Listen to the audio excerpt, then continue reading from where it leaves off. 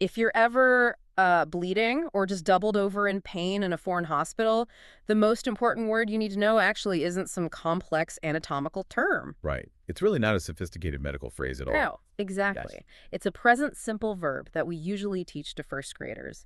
I mean, when the absolute worst happens, human communication kind of just strips away all the poetry and the nuance. Yeah, it defaults to the raw, unfiltered mechanics of survival, which is, a profound vulnerability. Totally. Because the cognitive load of experiencing extreme physical distress is already overwhelming on its own. Oh, yeah. And trying to translate that distress into a language you barely comprehend introduces this whole other layer of panic that can actually alter your medical outcome. Which is terrifying. It is. You're no longer just fighting an illness. You're fighting a linguistic barrier just to get the person across the desk to understand where it hurts. Well, welcome to our deep dive. I'm your host, and today our mission is to look at exactly how we equip people to handle that terrifying scenario. We are analyzing a really fascinating educational artifact. Yes, it's a very specific curriculum. Right, it's a script for an A2 elementary level English lesson from a show called English Bridge. And the lesson is episode 8, titled At the Doctor. And the entire source script runs only about, 6 or 7 minutes.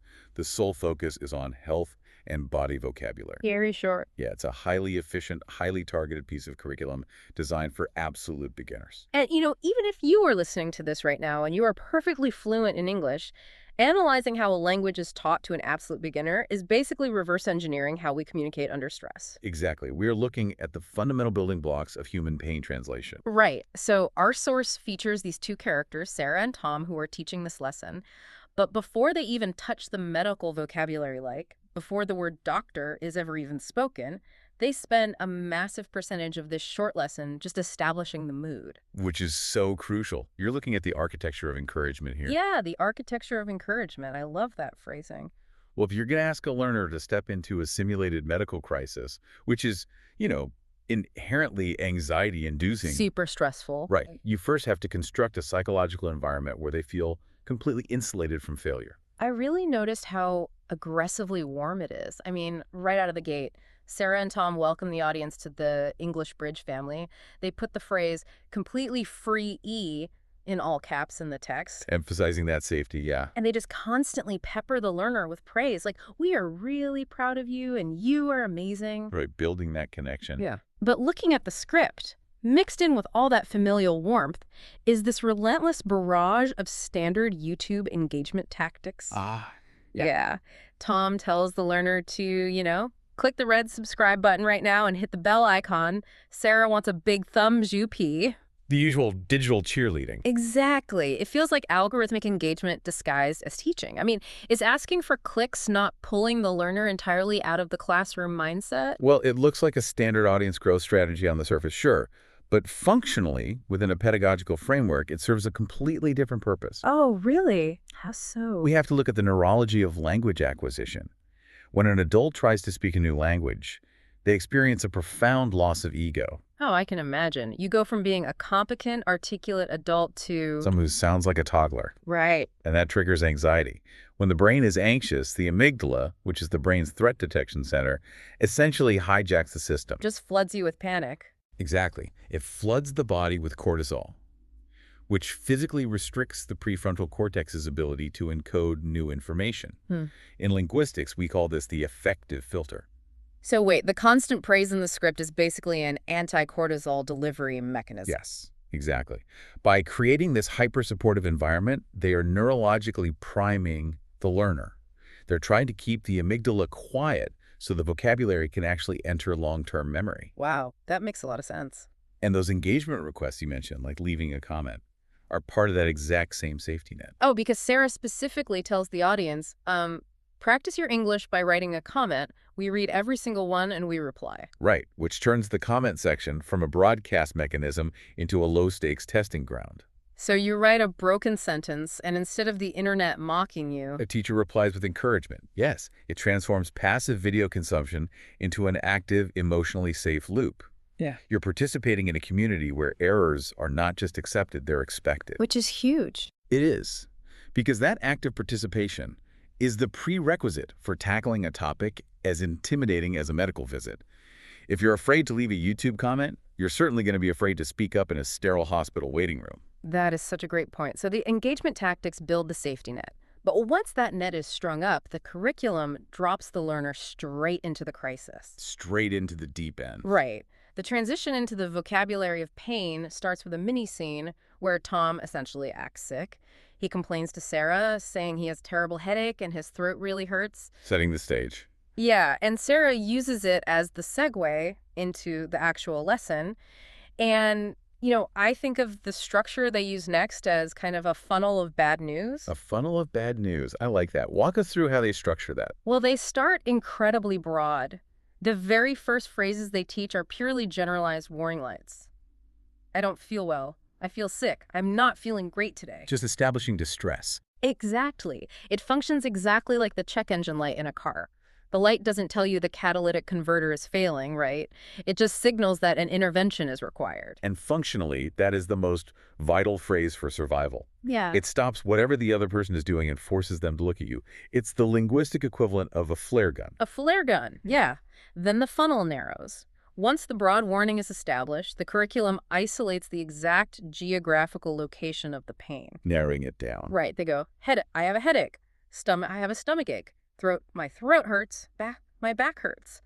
And the text explicitly points out a grammar focus here, which is the use of the present simple tense for symptoms. This is where we see the curriculum stripping away complexity to accommodate the cognitive load of stress. Because you're in pain. Right. When your body is in severe pain, your working memory shrinks. You do not have the cognitive bandwidth to conjugate complex verb tenses. Yeah, nobody is saying, I have been experiencing a throbbing sensation in my cranium since yesterday afternoon. Exactly. You cannot afford the mental processing required for that. It's too many moving parts. And if you conjugate a past perfect continuous verb wrong, the listener might completely misunderstand the timeline of the illness, which could lead to a misdiagnosis. Exactly. The present simple delivers a direct, undeniable fact. I have a headache. It requires minimum mental processing from the speaker, and it leaves zero room for misinterpretation by the medical professional. That's brilliant. They apply that same philosophy of radical simplification to the definitions they provide for illnesses, too. Oh, yeah, I noticed that. The text defines a fever simply as your body temperature is high.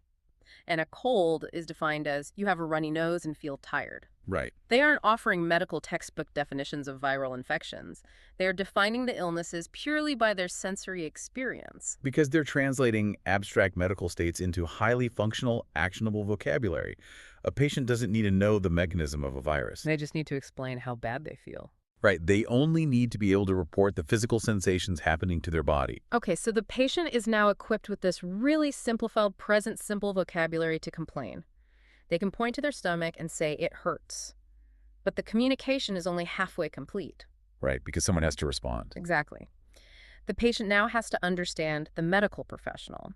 So the deep dive shifts here to the doctor's side of the desk. Which is arguably the harder part. Stating symptoms is the easiest part of a medical encounter. Comprehending the diagnostic response is where the real danger of miscommunication lies. Is that true? The curriculum starts this phase by teaching the learner to recognize the core diagnostic question, which is, what are your symptoms?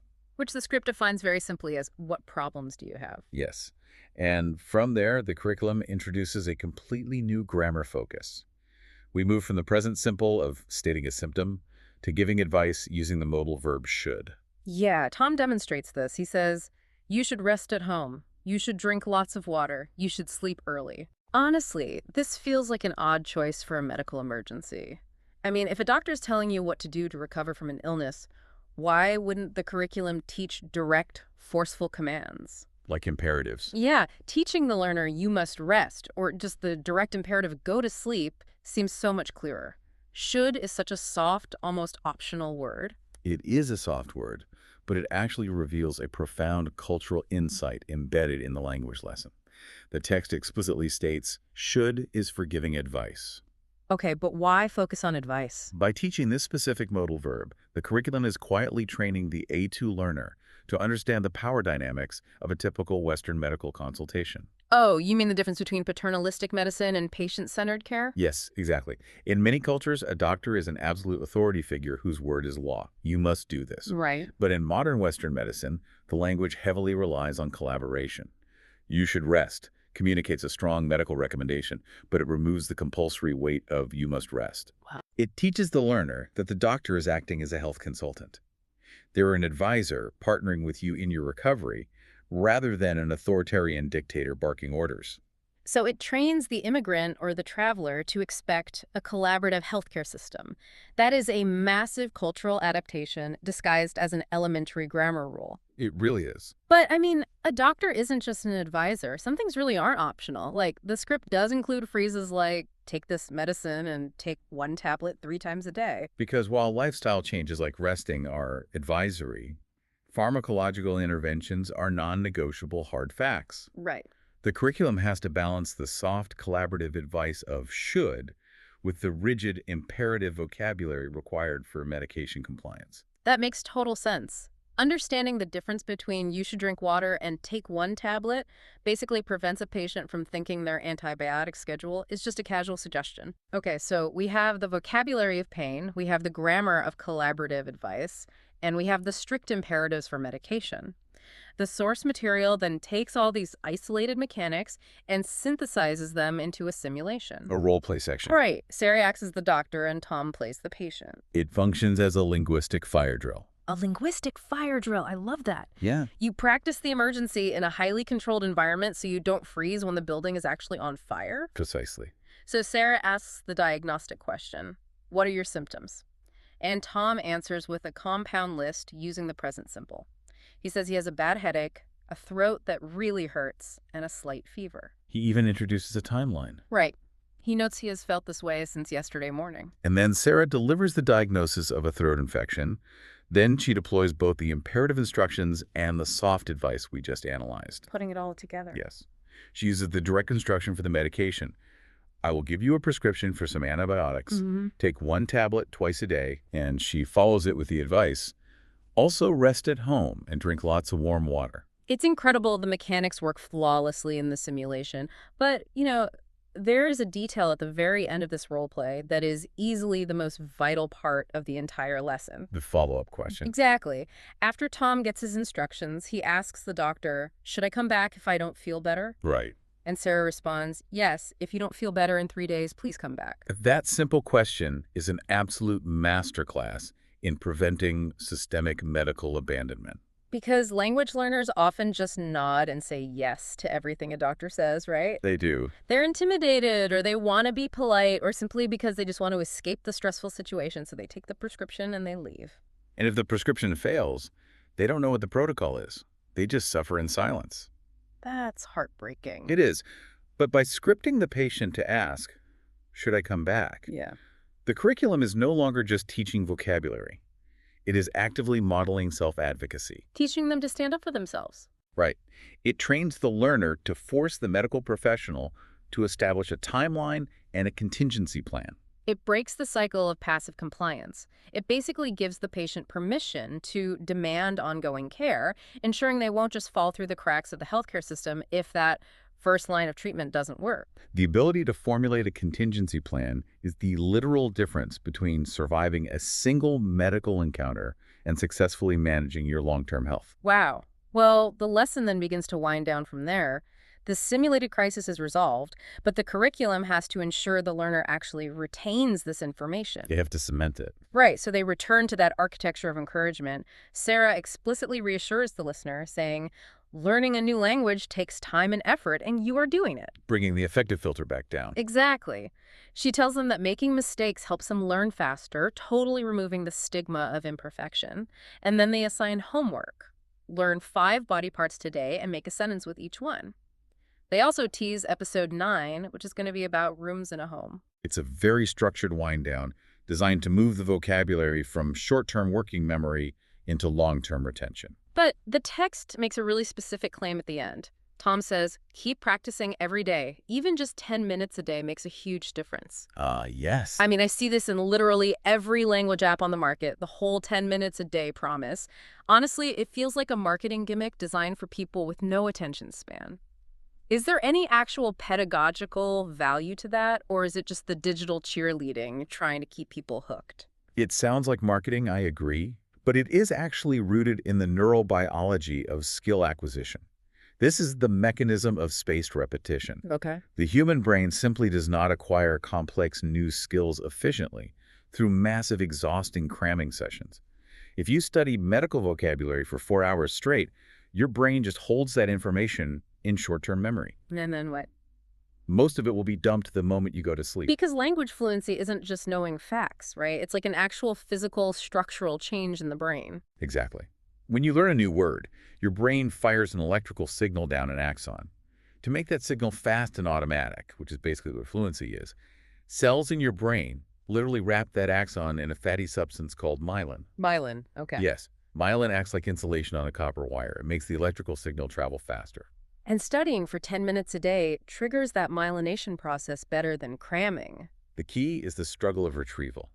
When you study for 10 minutes, go to sleep, and then try to remember those 5 body parts the next day, you will struggle. Right. That feeling of it being on the tip of your tongue, the effort it takes to recall the word stomach from memory, that friction is the exact biological trigger that tells your brain to add another layer of myelin to that specific neural pathway.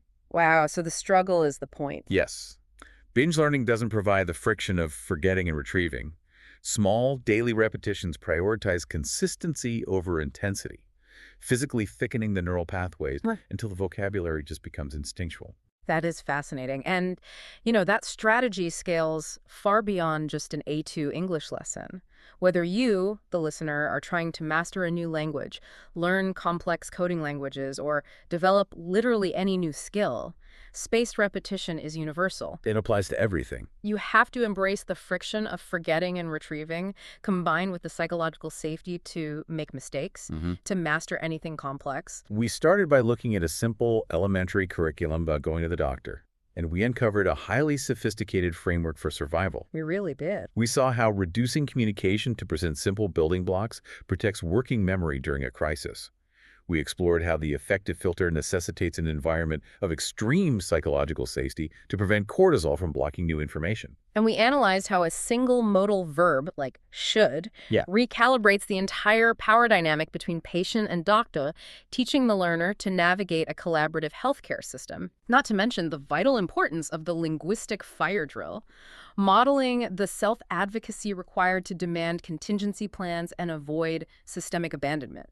It is a beautiful demonstration of how humanity organizes language to protect its most vulnerable members in high-stress environments. Absolutely. So whether you are literally learning a new language from scratch or you're a native speaker just trying to navigate a dense, jargon-filled medical bureaucracy, the principles we explore today are your strongest defense. Without a doubt. Clarity, absolute simplicity, reducing your distress to fundamental cause and effect, and asking proactive questions that force contingency plans.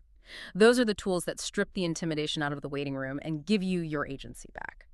All of this analysis brings up a final, necessary thought to consider before we wrap up. Oh, what's that? We just spent this entire time unpacking the immense amount of linguistic scaffolding, psychological safety, and neurological repetition required just to articulate a basic physical symptom. Finding the exact words to say, my throat hurts, or I have a fever in a new language is a monumental task. It requires a highly structured, deliberate effort. So if it takes that much structural support just to point to a physical location on your body and declare pain, imagine the invisible complexity of the next step. Oh, wow. Consider the sheer overwhelming difficulty of finding the right words to describe emotional or psychological pain in a second language. I can't even imagine. How do you articulate the nuanced terror of an anxiety attack or the heavy, formless weight of depression to a medical professional when there is no simple physical location to point to? Right. And you're relying on a vocabulary you learn 10 minutes a day.